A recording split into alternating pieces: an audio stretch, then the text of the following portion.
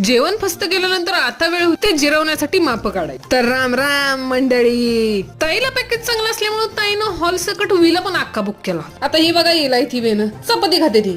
आज मालकानं हॉल अक्का बुक करून दिल्यामुळे ह्यांचा पण आजचा मी ठरलेला होता फर्स्ट क्लास. ह्याला तर काय चहाची कमी पडली म्हणून हा चहा चपाती मिक्स करून.